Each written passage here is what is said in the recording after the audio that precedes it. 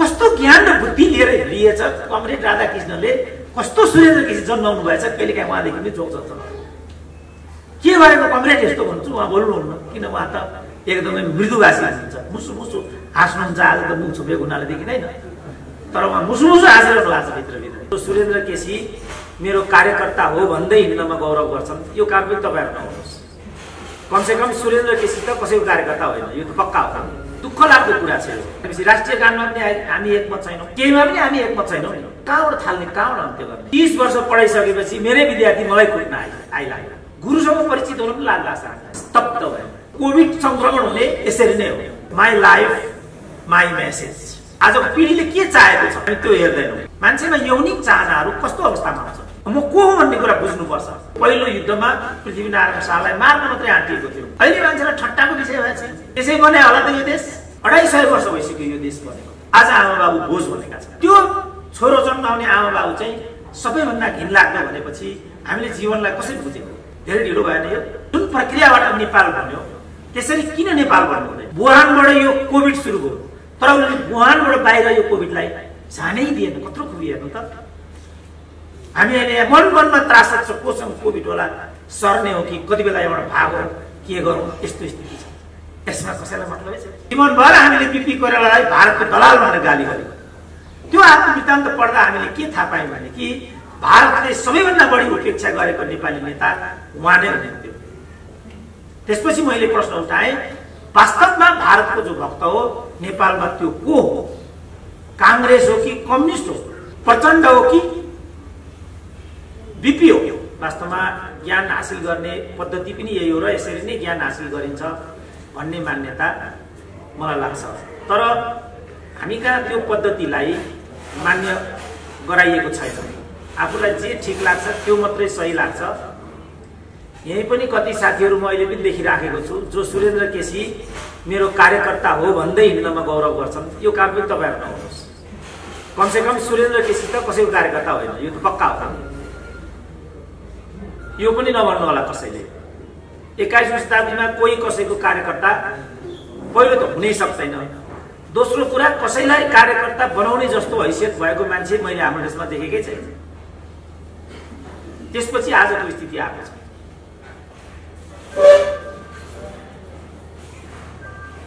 दुःख लाग्दो कुरा छ यो, एकदमै दुःख लाग्दो कुरा। त्यसकारण हामी पछि परेका छौँ। नत्र भने अमेरिका भन्दा ठ्याक्कै 10 वर्ष जेठो देश हो हाम्रो। 1776 AD मा अमेरिका बन्न थालेको। 1768 मा त जुन पृथ्वीनारायण शाहको भर्खरै हामीले पूजा गर्यौं तिनले यो देशको जग बसालिसकेका थिए। तर 250 वर्षपछि आज हामी हाम्रो देशको निर्माणको प्रक्रिया कस्तो हो भन्ने कुरामा एक ठाउँमा उभिन सकेका छैनौँ। जसरी अहिले यहाँ राष्ट्रिय गान बज्यो, यो राष्ट्रिय गान हुँदै होइन, यो राष्ट्रिय गान हामी सुन्दै सुन्दैनौँ, यसलाई बन्द गरौँ भन्ने कुरा अहिले हामीले सुन्यौँ। भनेपछि राष्ट्रिय गानमा पनि हामी एकमत छैनौँ, केहीमा पनि हामी एकमत छैनौँ। मैले यो कुरा भने कतिलाई एकदम पारो तादिसक्यो, किनभने हामी अर्काको कुरा सुन्नेपट्टि नै छैनौँ। अब कहाँबाट थाल्ने, कहाँबाट अन्त्य गर्ने चुनौती यो। मैले 37 वर्ष विश्वविद्यालयमा पढाएँ। 30 वर्ष पढाइसकेपछि मेरै विद्यार्थी मलाई कुट्न आइलाग्यो। त्यही क्याम्पसमा पढेको केटोहरू छ। अहिले यहाँ एउटा भेटेँ, म पनि पशुपति क्याम्पसको हुने सहर भनौँ, त्यो पनि उसले अगाडि सरेर परिचय गरेन, अर्कोले भने गुरुसँग परिचित हुनु पनि लाग्ला हामीलाई। यस्तो छ हाम्रो विद्याको परिपाटी। त्यसै कारण मैले भने कहाँबाट थाल्ने, कहाँबाट अन्त्य गर्ने, समाजलाई कसरी बुझ्ने, इतिहासलाई कसरी बुझ्ने, पूर्वजहरूलाई कसरी बुझ्ने, गुरुहरूलाई कसरी बुझ्ने, यो भन्नुपर्ने हो। अहिले आएर हामीले यत्रो प्राचीनतम सभ्यता भएको देश, कहिल्यै पनि विदेशी प्रभुत्वमा नझुकेको देश, कैयौं मुलुकहरूलाई सभ्यता सिकाउने देश, म्यानमारलाई पशुपालन गर्न सिकाउने देश, भुटानीहरूलाई कृषि खेती गर्न सिकाउने देश। आज भुटानले कोभिडमा सहयोग गर्ने ठाउँमा नेपाल आइपुग्यो। मैले यो एउटा प्रश्न उठाएँ एउटा अभिव्यक्तिमा, भुटानकै एउटा नेपाली मसँग झगडा गर्न आइलाग्यो। पछौटेपनको कारण के हो?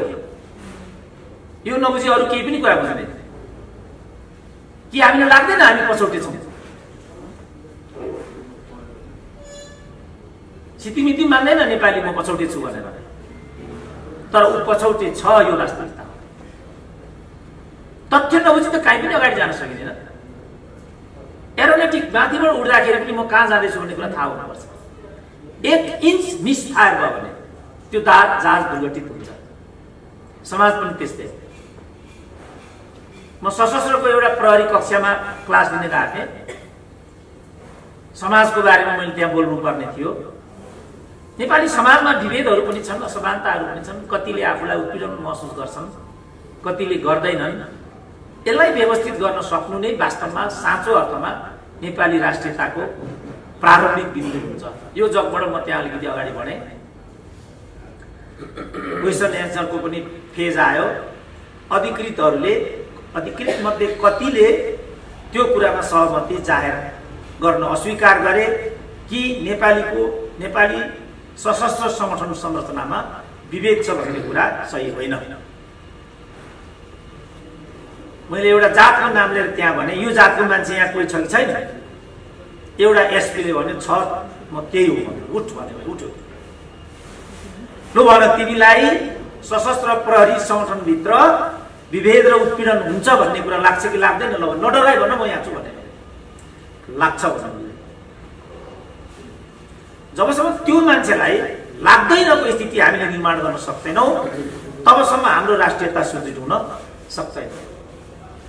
तर हामी यो कुरा मान्न तयार छैनौँ। जबसम्म हामी यो कुरा मान्दैनौँ तबसम्म हाम्रो यात्रा सुरु हुँदैन। हामी अल्झिने कारण यही हो। राजाले 30 वर्ष पञ्चायत व्यवस्था चलाए, कयौं मान्छेलाई मन्त्री बनाए, प्रधानमन्त्री बनाए, अरू सबै कुरा बनाए। तर मलाई लाग्छ एकदम कम मान्छेले मात्रै त्यसप्रति कृतज्ञता जाहेर गरे। त्यसपछि राजाले त्यहाँबाट एक्लै नागार्जुनपुर जानु पर्यो। त्यति बेला राजाले 30 वर्ष जसलाई संरक्षण गरेको थियो अरूको आवाज त सुन्यो यदा कदा, तर ती मान्छेको आवाज सुनिएन। मैले भेगबहादुर थापाकी छोरीको किताब एउटा पढेको थिएँ। तपाईले चिन्नुहुन्छ डाक्टर भेगबहादुर थापालाई? सबैभन्दा बढी राजाले संरक्षण गरेका सीमित व्यक्तिहरू मध्येमा एकजना डाक्टर भेगबहादुर थापा पनि हुन्। जब उनको छोरीको किताब मैले पढेँ, त्यो किताबको निष्कर्ष के थियो भने नेपाली समाज विकसित नहुने, विकसित हुन नसक्ने प्रारम्भिक कारण भनेको यहाँको राजतन्त्र हो। फेरि एकपल्ट मैले के एउटा अन्तर्वार्ता सुने डाक्टर भेगबहादुर थापाको भनेदेखि, म अमेरिका जाँदैछु भोलि कर्सी कलको लागि छोरीको किताब राष्ट्रपति डाक्टर रामवरण यादवलाई उपहार दिउँ भनेर बुझाएर फर्केको। उहाँ आफूमाथि गौरव गर्नुहुन्छ कि आफ्नो छोरीमाथि गौरव गर्नुहुन्छ? आफ्नो कृतिमाथि गौरव गर्नुहुन्छ कि आफ्नो छोरीको कृतिमाथि गौरव गर्नुहुन्छ?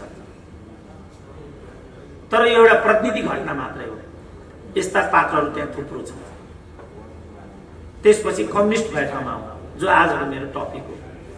त्यसको मूर्धन्य नेता हाम्रो मञ्चमा हुनुहुन्छ आज, राधाकृष्ण मैनाली। त्यो व्यवस्थाको लागि उहाँ 12-14 वर्ष कठोर जेलमा बस्नुभयो। त्यसपछि उहाँको जे राजनीतिक आयाम गुज्रियो त्यो हाम्रो आँखाको अगाडि छ र आज उहाँ हाम्रो अगाडि साक्षात पनि हुनुहुन्छ, पछि उहाँ बोल्नु पनि हुन्छ। उहाँको त्यो लामो जेल जीवनको अनुभूति के छ, राजनीतिक जीवनको अनुभूति के छ, के कारणले आज उहाँ त्यहाँ हुनुहुन्छ र अब उहाँ कहाँ जान चाहनुहुन्छ? नेपाली कम्युनिस्टहरू कस्ता थिए, त्यसपछि के भए, अनि कहाँ छन्, त्यसपछि के हुन्छ भन्ने मलाई लाग्छ साङ्गो पाङ्गो उत्तर यही नै। किन हिजो त्यो गरियो, त्यसपछि किन त्यस्तो हो, अब के हुन्छ होला भन्ने आकलन गर्ने सबैभन्दा अधिकारी व्यक्ति उहाँहरू नै हो। मैले 52 सालमा कम्युनिजममा विद्यावारिधि गरेको थिएँ। त्यसको निष्कर्ष के थियो भने नेपालमा कोही पनि कम्युनिस्ट छैन। नेपाल टेलिभिजनमा मेरो एउटा अन्तर्वार्ता आएको थियो एकपल्ट, कम्युनिजम भनेकै के हो? प्रश्न यो थियो त्यहाँ। मैले भनेको थिएँ उत्पादनका साधनमाथिको सामाजिकीकरण र सबैबाट आवश्यकता अनुसार सबैलाई आवश्यकता अनुसार सबैबाट क्षमता अनुसारको सिद्धान्त नै वास्तवमा कम्युनिजम हो। उत्पादनका साधन भनेको जति उत्पादन छ, जति कल कारखाना छन्, जति राष्ट्रिय सम्पत्ति छ, त्यसमा सबैको पहुँच हुनु पर्यो। उदाहरणको लागि 1 महिना अगाडि कम्युनिस्टको सरकार थियो नेपालमा, हामीहरू कोभिडमा थियौँ। त्यो सरकारले के भन्यो भने पीसीआर आफै गर्नुपर्छ, उपचार होइन, पीसीआर।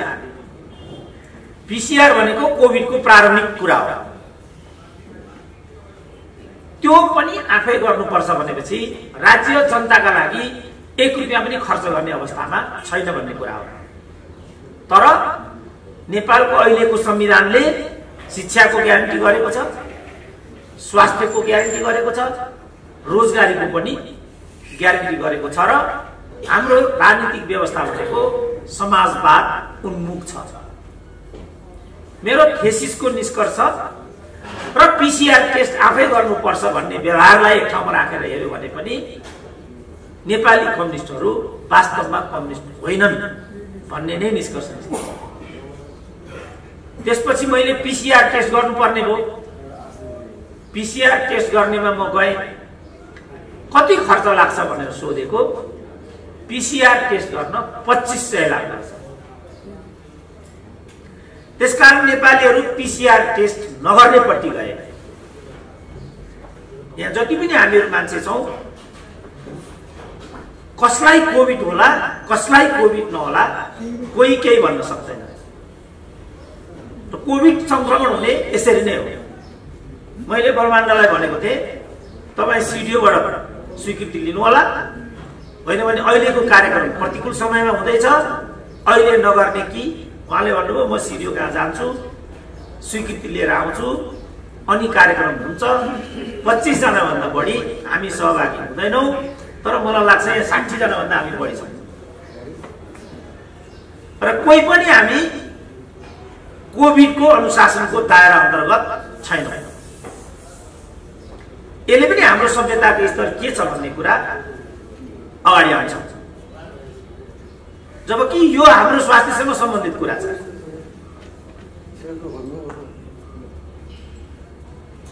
अब के भन्ने यसलाई,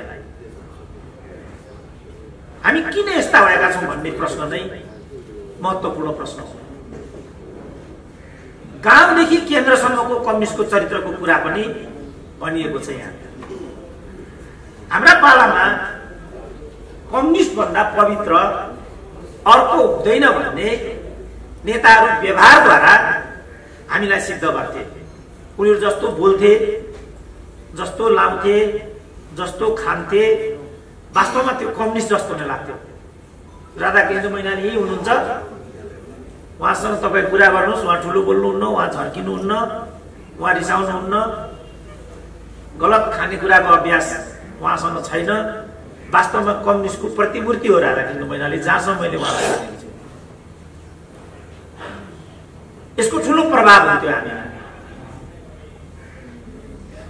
एउटा विद्यालयमा म चिफ गेस्ट भएर आएको थिएँ यहाँ मण्डिका टारमा।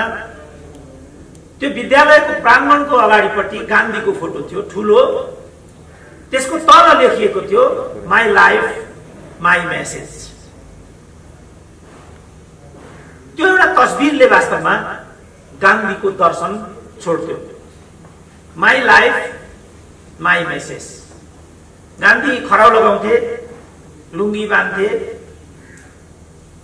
शरीरको माथिल्लो भागमा परिधान पनि हुँदैन थियो, पोसाक हुँदैन थियो, ट्रेडिसनल चस्मा लगाउँथे, आश्रममा बस्थे, व्यक्तिगत सम्पत्ति थिएन।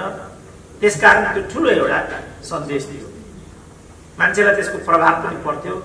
गान्धीयन टोपी भन्थे, गान्धीयन पोसाक भन्थे, नेहरूयन कोट भन्छन्। यहाँ पनि कति हाम्रो नेताजी एकजना लगाएको छ, ऊ भाइले लगाएको त्यही हो, नेहरू कोट भन्छन् त्यसलाई। नेहरूले लगाएर नेहरू कोट भएको त होला, त्यसले एउटा सन्देश दिन्थ्यो। हामी जस्तो जीवन पद्धति अभ्यास गर्छौँ, जस्तो खान्छौँ, खानुको मतलब के भने जस्तो खाइन्छ त्यस्तो सोचिन्छ, जस्तो खाइन्छ त्यस्तो गरिन्छ। सन्देश त्यसै दिन्छ त्यसले। म आफूलाई कम्युनिस्ट भन्छु, सबभन्दा तड्किलो भड्किलो जीवन मेरो छ, सबभन्दा विशालतम ऐयासी जीवनशैली मेरो छ भनेदेखि मैले आफूलाई कम्युनिस्ट भन्नुको केही पनि अर्थ छैन।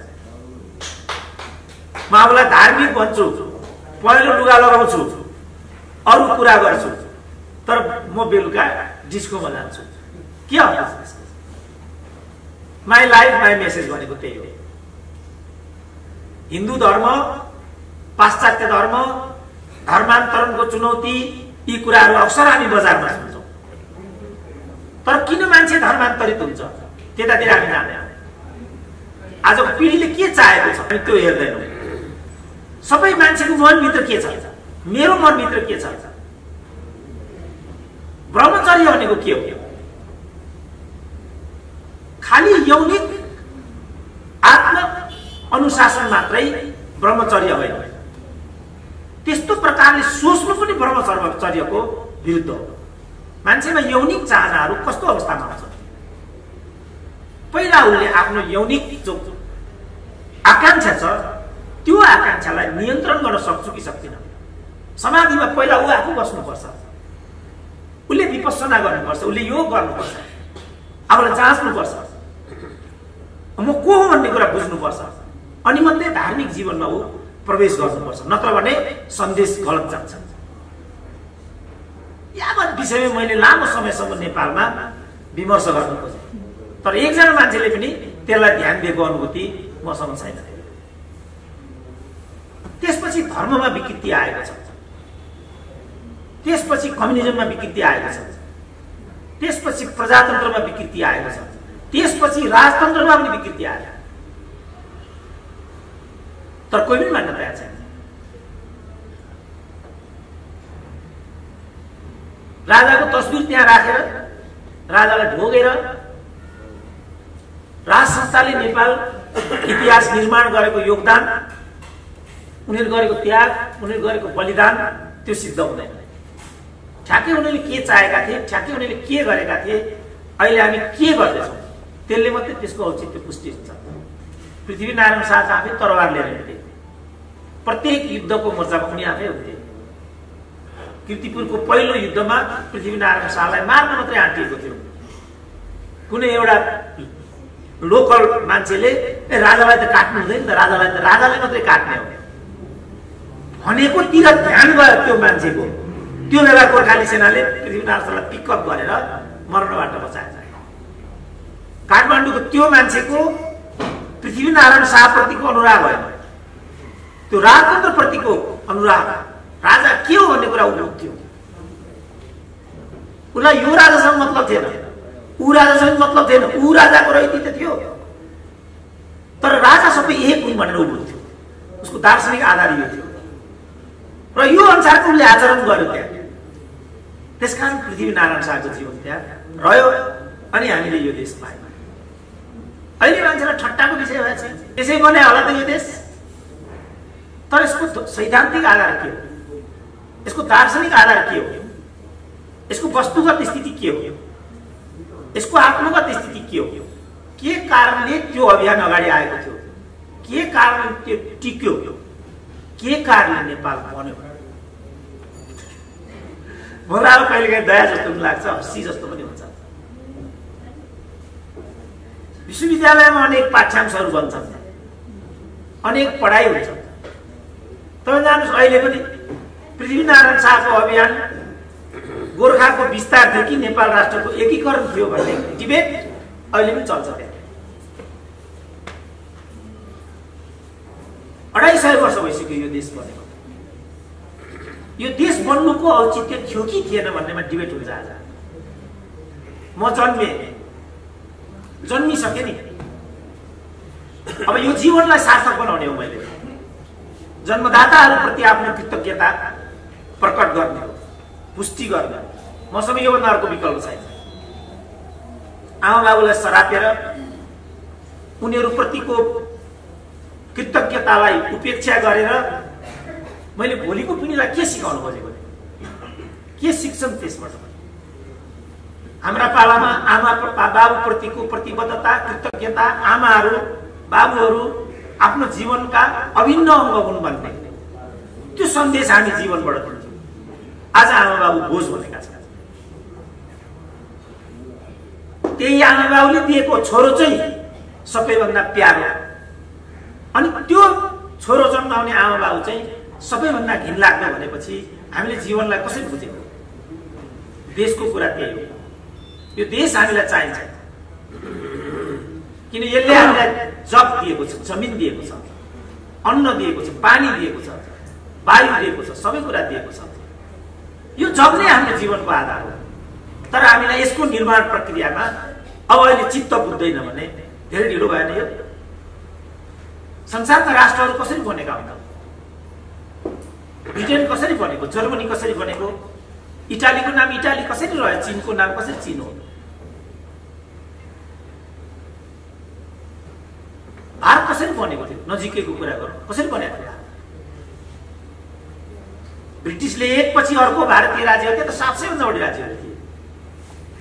एकपछि अर्को राज्यलाई जित्ने क्रममा प्रकारान्तरले गएर विशाल भारत बनेको थियो। यसरी भारत बन्नुहुन्छ भने जुन प्रक्रियाबाट नेपाल बन्यो त्यसरी किन नेपाल बन्नु हुँदैन? आफ्ना प्रक्रियाहरू राष्ट्र बन्ने, जसरी मान्छेको व्यक्तित्व निर्माणको प्रक्रिया आफ्नो हुन्छ, जसरी धर्मका आफ्ना बाटाहरू हुन्छन्।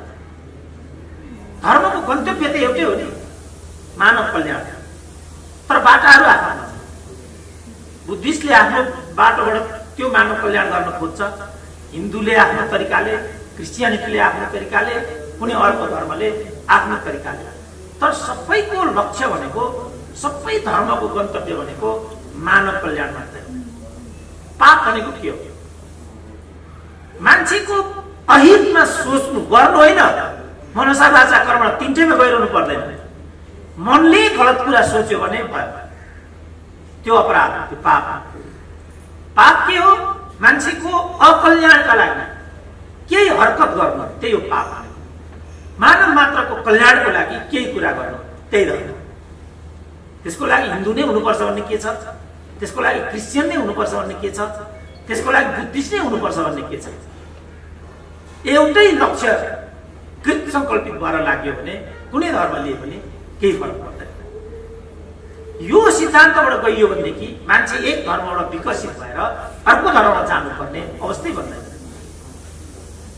जब त्यहाँ लालच आउँछ, जब त्यहाँ स्वार्थ आउँछ, त्यसपछि यी सबै कुराहरू हुन्छन्। महाभारतको शान्ति पर्वले भन्छ सुरुमा त राज्य पनि थिएन, किनभने त्यहाँ लोभ थिएन, पाप थिएन, अपराध थिएन, त्यसकारण राज्य पनि थिएन। जब लोभ आयो, जब पाप आयो, जब विभेदहरू आए, त्यसपछि राज्यको परिकल्पना गरियो। त्यो नियन्त्रण गर्नको लागि राज्य हो। प्रकारान्तरमा राज्य आफूभन्दा भिन्न विचारलाई नियन्त्रण गर्ने अस्त्रको रूपमा प्रयोग गर्न थालिसकेपछि सामाजिक द्वन्द्वहरू देखा परे। ती द्वन्द्वहरूलाई कसरी शमन गर्ने, त्यसको एउटा विधि कम्युनिजम हो। मैले बुझेको कम्युनिजम यति हो। र त्यो अनुसार नेपाली कम्युनिस्टहरूले काम नगरेको भन्ने मेरो पीएचडी को निष्कर्ष थियो। समय बित्दै गयो, यो 25 वर्ष अगाडिको कुरा थियो। 26औं वर्षमा पनि नेपाली कम्युनिजमको चरित्रमा परिवर्तन छैन। अझ यसमा उपभोक्तावाद, अवसरवाद र भ्रष्टीकरण हाबी भएर गएको छ र यो गाउँसम्म विस्तारित भएर गएको छ। हाम्रा पालामा जुन किसिमको विलासिताको अभ्यास आज हुन्छ, हाम्रा पालामा त्यो हाम्रो दिमागमै हुँदैन थियो। अहिले म सुन्छु जिल्ला स्तरको कम्युनिस्ट नेताले पनि विलासिताका साधनहरू प्रयोग गर्छ। मोटर चढ्छ, ठुलो घरमा बस्छ, ऐयासी जीवन पद्धति छ। त्यसकारण मैले के प्रश्न उठाएँ भने राजाहरूले पूर्व पश्चिम राजमार्ग बनाए, कोदारी राजमार्ग खने, बाँसबारी छाला जुत्ता खोले, भ्रिकुटी कागज कारखाना खोले, ट्रली बस चलाए, हेटौडा र हिमाल सिमेन्ट कारखानादेखि हेटौडा कपडा उद्योग खोले,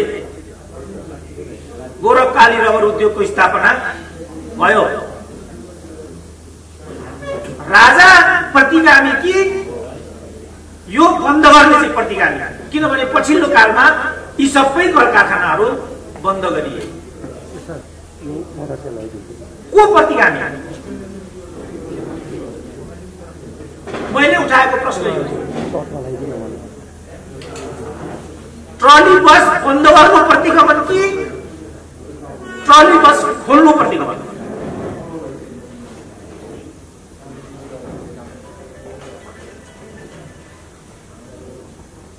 के हो प्रतिगमन भनेको?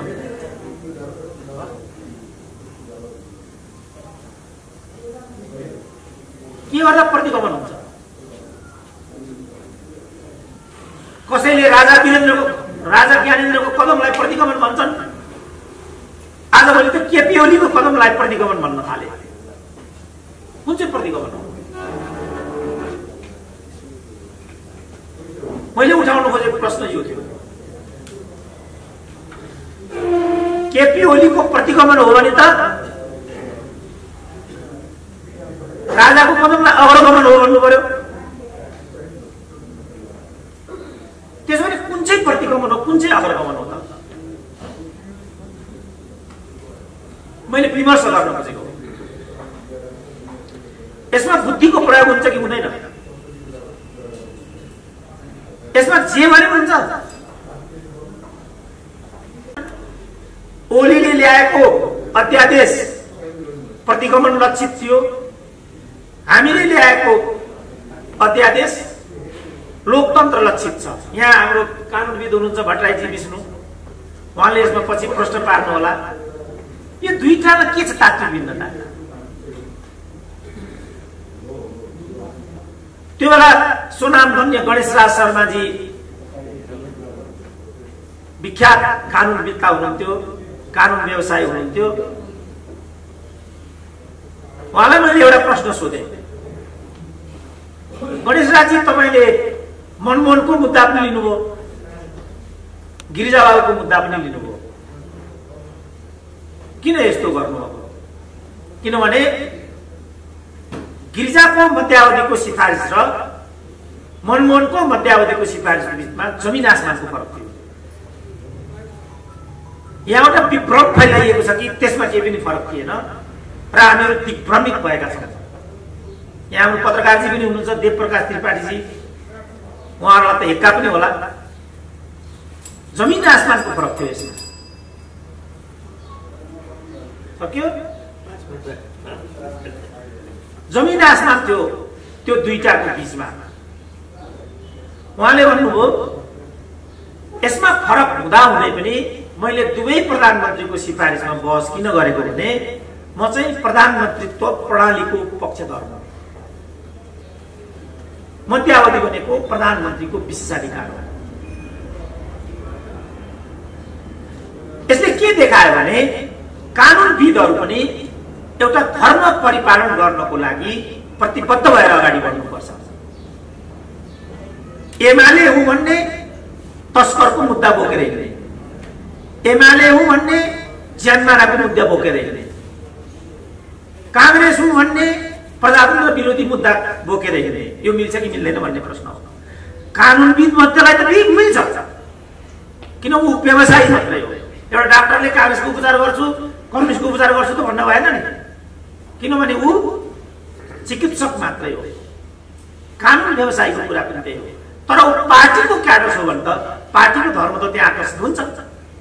गणेश राज शर्मा मैले चिनेसम्म कुनै पार्टीमा प्रतिबद्ध हुनुहुन्न थियो, उहाँ साँचो कानुन व्यवसायी हुनुहुन्थ्यो। र बीपी कोइरालाले आत्मवृत्तान्तमा त्यो कुराको संकेत गर्दै गणेश राज आफैले के भन्नुभएको थियो भने रियल कांग्रेसमा बीपी कोइरालाले भर गर्न सक्नु भएन, तर गणेश राज शर्माले मेरो मर्म र धर्मलाई विचलन गर्नु हुन्न होला भन्ने विश्वासले आफूसँग भएको सम्पूर्ण सामग्री उहाँलाई छोडेर जानुभएको थियो। त्यसकारण हामीले आत्मवृत्तान्त पढ्न पायौँ। जीवनभर हामीले बीपी कोइरालालाई भारतको दलाल भनेर गाली गर्यौँ। त्यो आत्मवृत्तान्त पढ्दा हामीले के थाहा पायौँ भने कि भारतले सबैभन्दा बढी उपेक्षा गरेको नेपाली नेता उहाँ नै हुनुहुन्थ्यो। त्यसपछि मैले प्रश्न उठाएँ, वास्तवमा भारतको जो भक्त हो नेपालमा त्यो को हो? कांग्रेस हो कि कम्युनिस्ट हो? प्रचण्ड हो कि बीपी हो? मैले यो प्रश्न उठाएँ। अब मेरो समय सिद्धिएको हुनाले मैले यसलाई बढी विस्तार गर्ने अवसर त पाइनँ। मलाई प्रसन्नता के भयो भने तपाईहरुले कमसेकम मेरो कुरा सुनिदिनु भयो। अनुशासन एकदम जरुरी छ। एउटा फोन नियन्त्रण गर्न सकिएन भने, एउटा आवागमनलाई नियन्त्रण गर्न सकिएन भने, आधी घण्टा स्थिर भएर बस्न सकिएन भने सभाको त मर्मै रहँदैन नि। धेरै ठाउँमा म त्यो सामना गर्छु। मैले त त्यो सामना गर्नु पर्दैन, किनभने मलाई त्यो माया प्राप्त हुन्छ जहिले पनि श्रोताहरूबाट। मेरो लागि यो गौरवको कुरा हो। त्यो गौरव मैले आज पनि पाएँ र आजको बिहानी यति गौरवशाली मित्रहरूको बीचमा व्यतीत गर्न पाउँदा मलाई गौरवको अनुभूति पनि भएको छ। नेताहरूले नै सिकाएको चाहिँ के भने आफ्नो कुरा भन्ने, जुल्को उठेर जाने। म आज 11 बजे अर्को जुम मिटिङमा भएको हुनाले पुरा समय त यहाँ बस्न सक्दिनँ होला। मैले के विषयलाई प्रवेश गराउने चेष्टा गरेको छु, यसले तपाईहरुले एक खालको उत्सुकता बढाएको खण्डमा भोलिका दिनहरुमा पनि हामी विमर्श गर्न सक्नेछौँ। मुख्य कुरा के भने नेपाल एकीकरणको प्रश्नलाई, नेपालका राजनीतिक दलहरूको प्रश्नलाई, उनीहरूले अवलम्बन गरेका दर्शनका प्रश्नहरूलाई हामीले गम्भीर तरिकाले हेर्नुपर्छ र तिनको सामग्रिक तरिकाले मूल्याङ्कन गर्नुपर्छ। आत्मविचारमा बीपी कोइरालाले भनेको छ दिल्ली सम्झौता एउटा मिथक थियो भनेर। हामीले जिन्दगीभरि बीपी कोइराला दुत्कार्यौं किनभने उनले दिल्ली सम्झौता गरे। कस्तो ज्ञान र बुद्धि लिएछ कमरेड राधाकृष्णले, कस्तो सुरेन्द्र केसी जन्माउनु भएछ। कहिलेकाहीँ उहाँदेखि पनि जोक चल्छ। के भएको कमरेड यस्तो भन्छु, उहाँ बोल्नुहुन्न, किन उहाँ त एकदमै मृदुभाषी हुनुहुन्छ, मुसु मुसु हाँस्नुहुन्छ। आज त मुख छोपेको हुनाले देखिँदैन, तर उहाँ मुसु मुसु हाँसिरहनु भएको छ भित्रभित्र। तर हाँसेर समस्याको समाधान हुँदैन, समाज बदल्नुपर्छ। धर्मको अभिप्राय पनि त्यही हो, राजनीतिको अभिप्राय पनि त्यही हो, साम्यवादको अभिप्राय पनि त्यही हो। तर हाम्रो समाज बदलिएन। धेरै अगाडि एकजना विद्वानले भनेका थिए, मभन्दा अघिका विद्वानहरूले दुनियाँको बारेमा भन्दै व्याख्या गर्दै गरे, तर महत्त्वपूर्ण कुरा दुनियाँलाई व्याख्या गर्ने होइन, महत्त्वपूर्ण कुरा दुनियाँलाई बदल्ने हो। पुराण मात्रै भनेर समाज बदलिँदैन, कार्यकर्तालाई अन्धभक्त मात्रै बनाएर समाज बदलिँदैन। समाज बदल्नको लागि मुलुकलाई व्यवसायीकरण लैजानुपर्छ, औद्योगिकरण लैजानुपर्छ, बाटो बाटो खोल्नुपर्छ। विज्ञान र अनुसन्धानमा, विज्ञान र प्रविधिमा हेर्नु त अहिले सबैसँग एउटा एउटा प्रविधि छ। यो सानो क्यामेरा छ, यो एउटा माइक छ, यसको पेमेन्ट हामीले क्षणमा तिरिरहेका हुन्छौँ। हामीलाई थाहा हुँदैन त्यो प्रति सेकेन्ड हामीबाट हाम्रो सम्पत्ति बाहिर गइरहेको हुन्छ। उनीहरू दिनदिनै धनी भइरहेका हुन्छन्, हामी दिनदिनै गरिब भइरहेका हुन्छौँ। चाइनाको ल हेर्नु त, अरू सबै संसार कोभिडको कारणले पछि पर्यो इकोनोमिकल्ली। चाइनाले डबल डिजिटमा इकोनोमिक ग्रोथ गर्यो। वुहानबाट यो कोभिड सुरु भयो, तर उनीहरूले वुहानबाट बाहिर यो कोभिडलाई जानै दिएन। कत्रो खुबी हेर्नु त। हामी अहिले मनमा त्रास छ, कोसँग कोभिड होला, सर्ने हो कि कति बेला एउटा भाग हो, के गरौँ, यस्तो स्थिति छ। यसमा कसैलाई मतलबै छ। यसरी समाजलाई बदल्नको लागि हामीहरू कृत सङ्कल्पित हुने हो। म आशा गर्छु र आह्वान गर्छु तपाईँहरूले जे कार्यक्रम गर्नुभएको छ यतातिर तपाईँले थोरै पनि सोच दिनुभयो भने त्यो राम्रो हुन्छ। त्यो राम्रो मात्रै होइन कि धेरै नै राम्रो हुन्छ, किनभने सोच्नमा हामी धेरै ढिलो भइसकेका छौँ।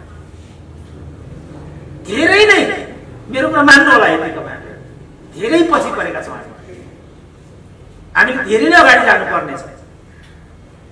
कुनै पनि क्षेत्रबाट हामीले मान्छे भूमिका खेलेका छैनौँ। सताकाल सङ्क्रमणमा छौँ हामीहरू। पीडादायी कुरा हो।